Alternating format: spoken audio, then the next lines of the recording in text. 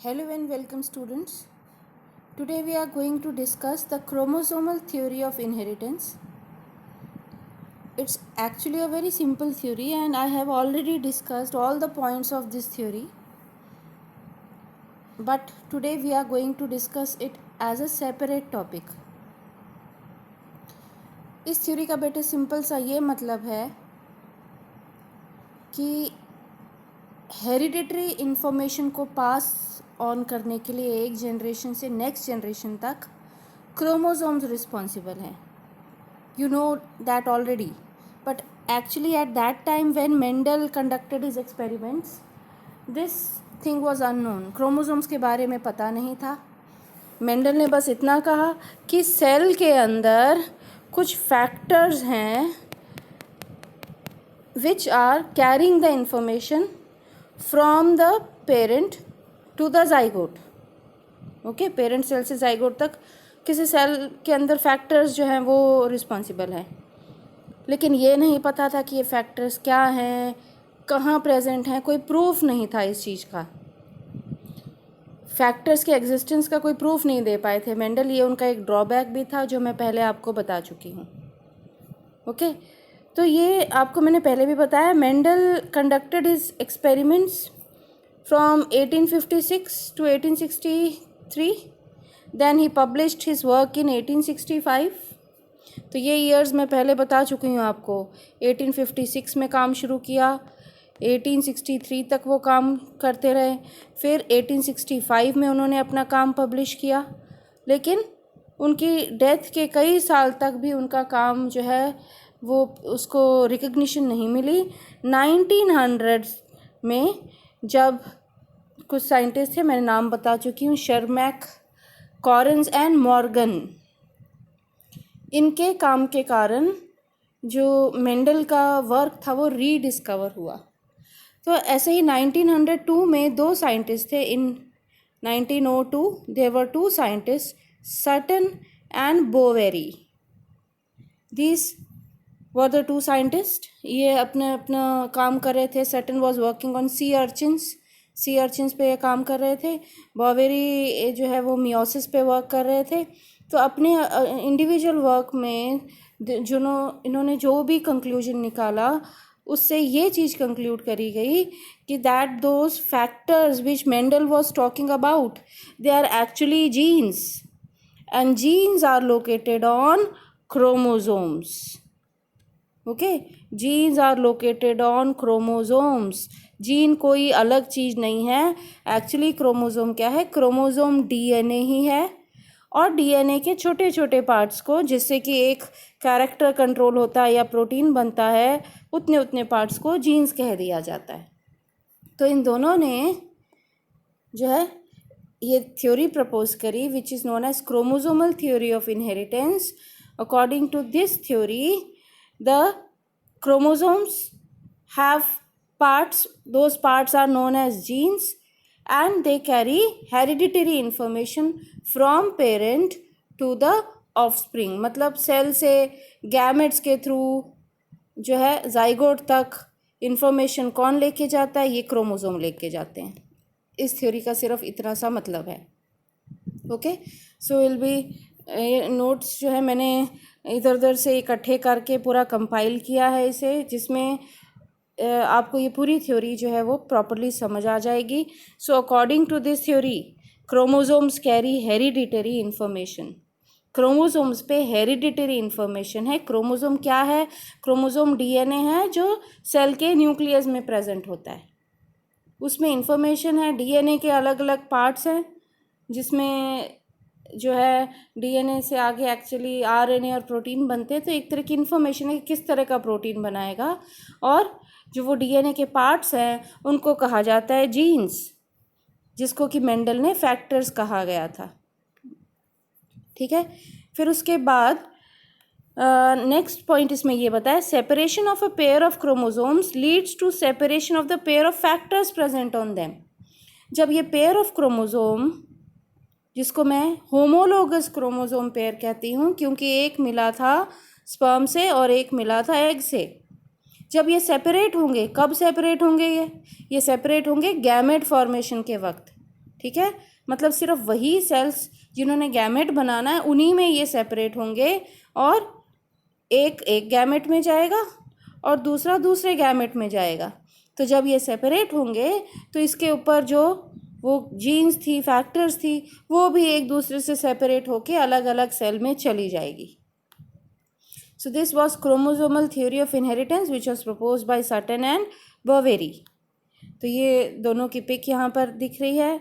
And chromosomal theory of inheritance states that chromosomes carry the unit of heredity which is genes. Chromosome के ऊपर jeans होती हैं, वो इस थ्योरी से पता चली।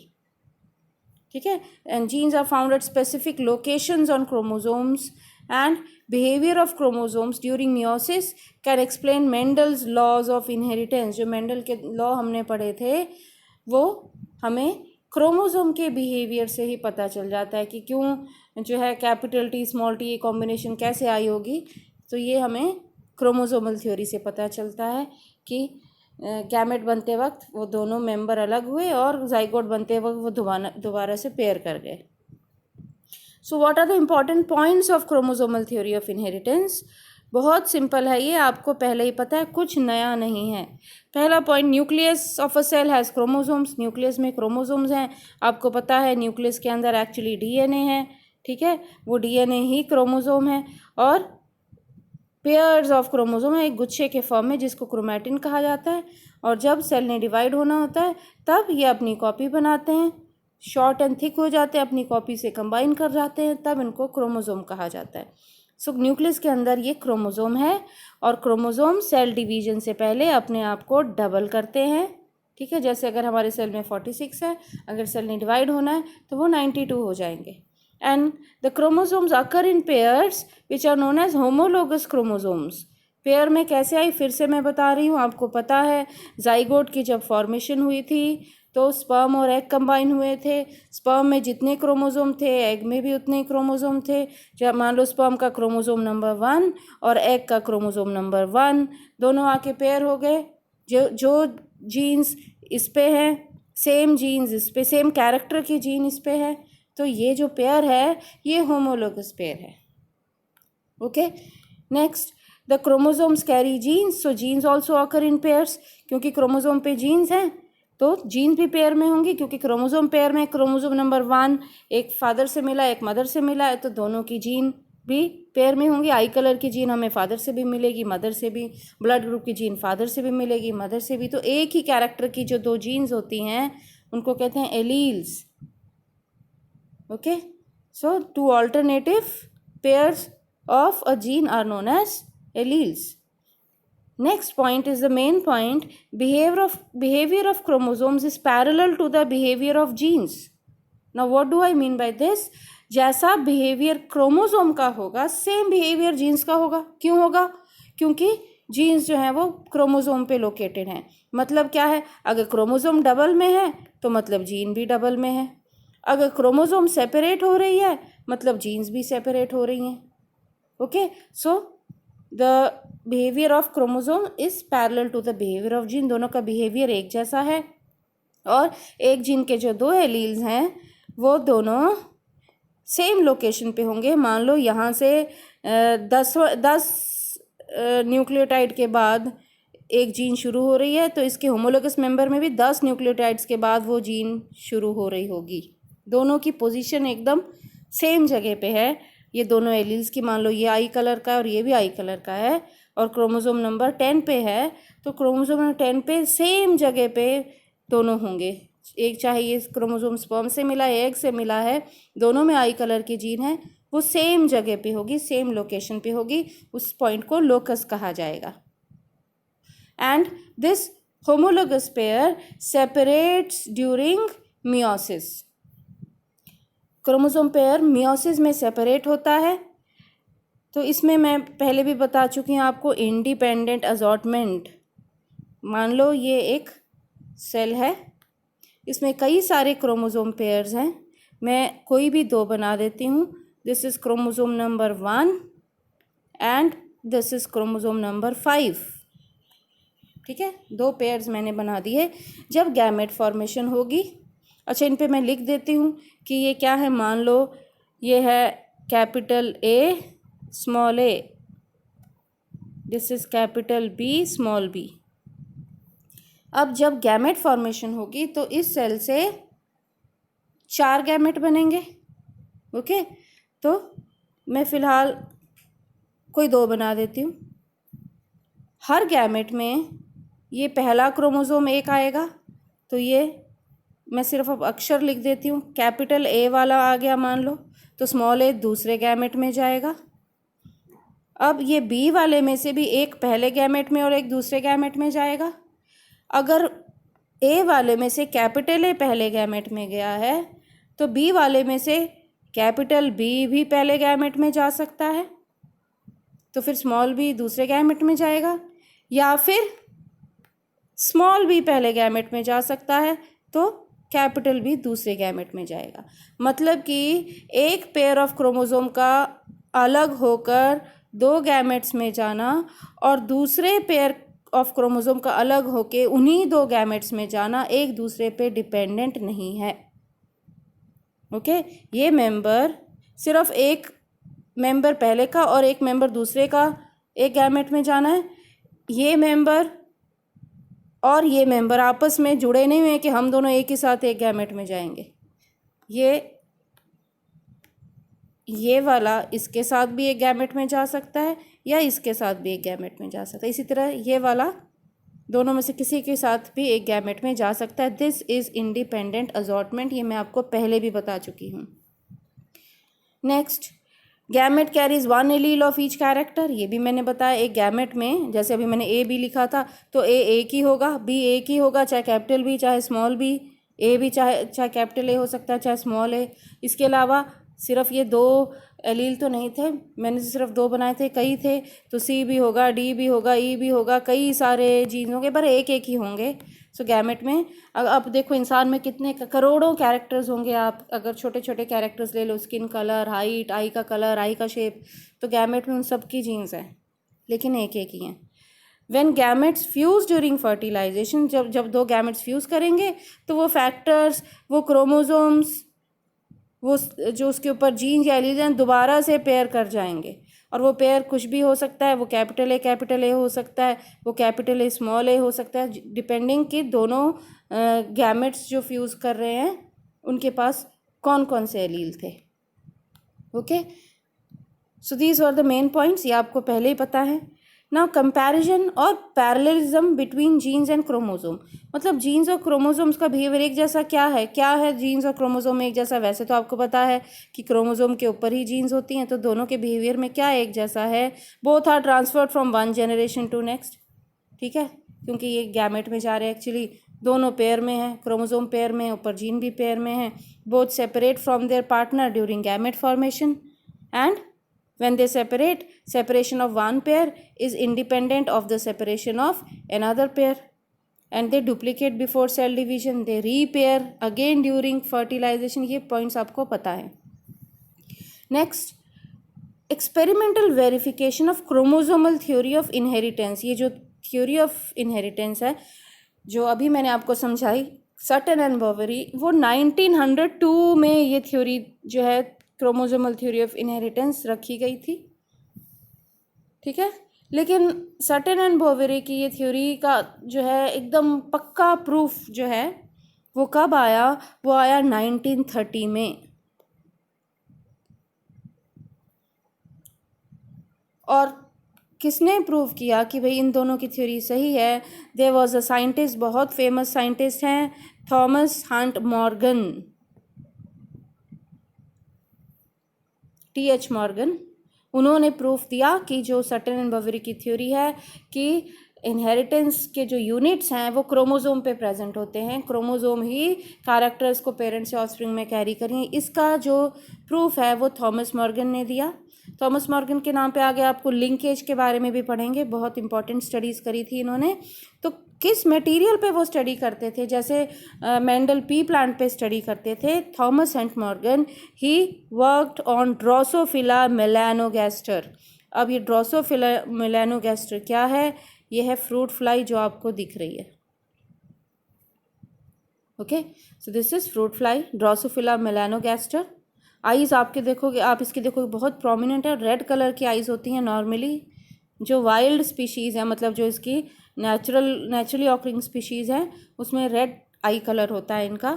एंड इस पे जो है उन्होंने वर्क किया, और इस पे वर्क करते हुए वो पक्का हो गए, उनको पक्का विश्वास हो गया कि जो इंफॉर्मेशन पेरेंट से ऑफस्प्रिंग में जा रही है वो क्रोमोसोम्स के कारण ही जा रही है। ठीक है, तो कैसे ये किया, ये जो है बहुत डिटेल स्टडी है, हमने जो है उसको इतने डिटेल में नहीं पढ़ना, लेकिन बहुत स्ट्रॉन्ग कन्फर्मेशन उनकी स्टडी से मिली क्रोमोसोम थ्योरी की। वो क्या कर रहे थे, he discovered a mutation that affected fly I colour. Mutation मतलब डीएनए में कोई चेंज आना। फ्लाई का आई कलर क्या है, रेड। ओके, तो उन्होंने कुछ ऐसा चेंज जो है देखा, कुछ फ्लाइज में आई कलर था वाइट, और जब उन्होंने स्टडी करी तो उन्हें मिला कि जो जीन वाइट आई कलर के लिए रिस्पॉन्सिबल है वो फीमेल्स में एक्स क्रोमोसोम पे है। ठीक है, मेल में भी एक्स क्रोमोसोम है, तो एक्स क्रोमोसोम पे उसको इसकी जीन मिली, और उसी के कारण आगे ये कैरेक्टर आगे कैरी ऑन हुआ।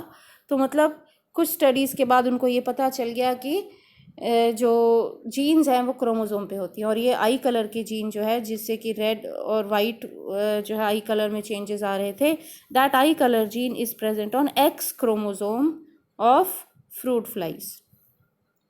तो मॉर्गन का एक्सपेरिमेंटल मटेरियल ड्रोसोफिला था। उन्होंने ड्रोसोफिला क्यों चूज़ किया, ऐसा क्या खास था कि वो ड्रोसोफिला पे वर्क कर रहे थे। First of all, Drosophila can be easily grown on artificial medium in lab. इसको आसानी से लैब में पाला जा सकता है, और इसका लाइफ साइकिल सिर्फ 2 हफ्ते का है, 14 दिन का लाइफ साइकिल है, और इसके सेल में सिर्फ 4 पेयर ऑफ क्रोमोसोम्स हैं। तो इतने कम पेयर ऑफ क्रोमोसोम तो वर्क करना आसान है, और उन 4 पेयर्स को बड़े इजीली आइडेंटिफाई किया जा सकता था माइक्रोस्कोप में। 3 पेयर हैं ऑटोजोम के। ऑटोजोम मतलब जो कि सेक्स नहीं डिसाइड कर रहे कि मेल या फीमेल। ऑटोजोम वो क्रोमोसोम्स होते हैं, जैसे हमारे अंदर भी 23 पेयर्स में से जो पहले 22 पेयर्स हैं उनका मेल फीमेल से कोई लेना देना नहीं, वो ऑटोजोम्स हैं। तो 3 पेयर जो थे वो ऑटोजोम, जिसमें बाकी सारे कैरेक्टर्स हैं मेल फीमेल वाले कैरेक्टर्स के अलावा, और आखिरी पेयर जो है वो सेक्स क्रोमोसोम का है। तो that last pair is of sex chromosomes. XY जो है वो लास्ट पेयर है। सो ये XY वाला ये सेक्स क्रोमोसोम है, और बाकी जो है वो ऑटोजोम है। So this is allosome and all others are autosomes. तो इसमें 3 पेयर जो है ऑटोजोम है और 1 पेयर सेक्स क्रोमोसोम का है, तो मतलब सिर्फ 4 पेयर है, और एक टाइम पे ये काफ़ी सारे ऑफस्प्रिंग पैदा करता है। मेल और फीमेल को आइडेंटिफाई करना इजी है, और उनकी जो वेरिएशंस हैं हेरिडिटरी, वो आराम से जब इनको माइक्रोस्कोप में देखेंगे, इनके विंग्स का साइज़ क्या है, इनकी आइज़ का कलर क्या है, बड़ी आसानी से वो वेरिएशंस दिख जाती हैं। तो इसीलिए उन्होंने ड्रोसोफिला को चूज़ किया। So today we discussed about chromosomal theory of inheritance, which means that chromosomes carry information from parent cell through gamete to the zygote। मतलब पेरेंट से ऑफस्प्रिंग में जो कैरेक्टर लेकर कौन जा रहा है, क्रोमोसोम लेके जा रहा है। क्रोमोसोम पर जीन्स होती हैं, पर्टिकुलर लोकेशन पे जीन्स भी पेयर में होती हैं। जैसा बिहेवियर क्रोमोसोम का होगा वैसा बिहेवियर जीन्स का होगा, और इसको जो है कंफर्म किया मॉर्गन ने। So this was all for today. इसके बाद जो है यहाँ तक मेरे लगभग 11-12 टॉपिक्स हो चुके हैं, तो अब मैं टेस्ट शुरू करूँगी। अगला टॉपिक शुरू करने से पहले मैं आपको नोट्स भेजूँगी, वो नोट्स के टेस्ट होंगे, फिर मैं नेक्स्ट टॉपिक शुरू करूँगी।